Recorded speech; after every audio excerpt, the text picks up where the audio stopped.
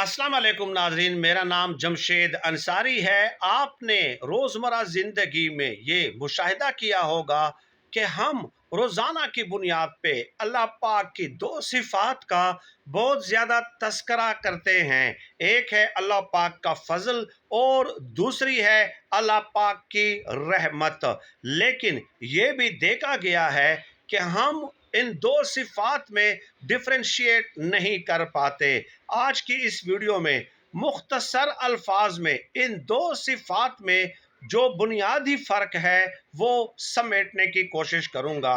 अल्लाह पाक का जो फ़ज़ल है वो उमूमी तौर पे सब इंसानों के लिए है। अल्लाह पाक अपना फ़ज़ल करते वक्त ये नहीं देखते कि कौन कितना नेक है, कौन कितना गुनहगार है, कौन मुसलमान है, कौन गैर मुस्लिम है। चाहे वो अल्लाह पाक को मानते हैं या अल्लाह पाक को नहीं मानते, अल्लाह पाक का फजल उन सब इंसानों पे होता है। ये अल्लाह पाक की शान रबूबियत है। चुनाचे आप देख लें कि अल्लाह पाक नेक लोगों को भी रिस्क देते हैं, गुनाहगारों को भी रिस्क देते हैं, मुसलमानों को भी रिस्क देते हैं, गैर मुस्लिमों को भी रिस्क देते हैं। और रिस्क देते वक्त अल्लाह पाक उनके आमाल और अकीदे को नहीं देखते।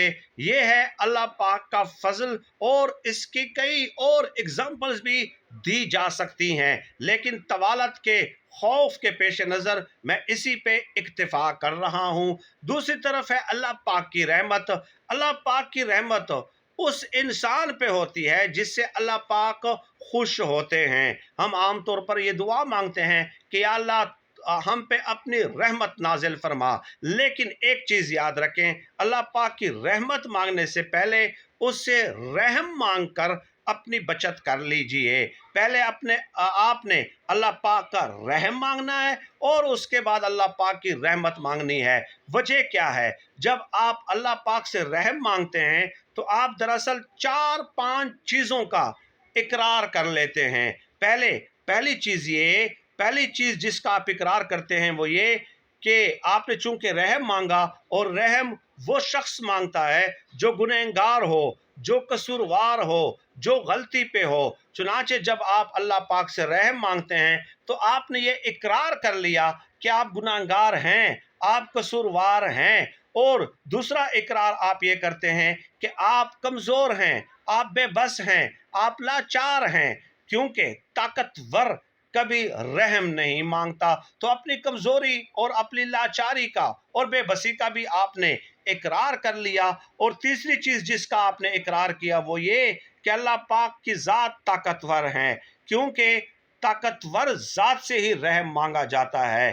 ठीक है, ये 3 चीज़ें हैं। और चौथी चीज़ जिसका आपने इकरार किया कि अल्लाह पाक जिससे आप रहम मांग रहे हैं, जिससे आप माफ़ी मांग रहे हैं, उसके अंदर इस कदर कैपेसिटी और वुसअत मौजूद है कि वो माफ़ कर सकता है। चुनांचे अल्लाह पाक के गफूर और रहीम होने का भी आपने इकरार और एतराफ़ कर लिया। तो रहम मांग कर आप ये 4 चीज़ें तस्लीम कर लेते हैं। रहम मांगने के बाद आप जब रहमत मांगेंगे तो कोई वजह नहीं है कि अल्लाह पाक की रहमत का आपके ऊपर नज़ूल नहीं होगा।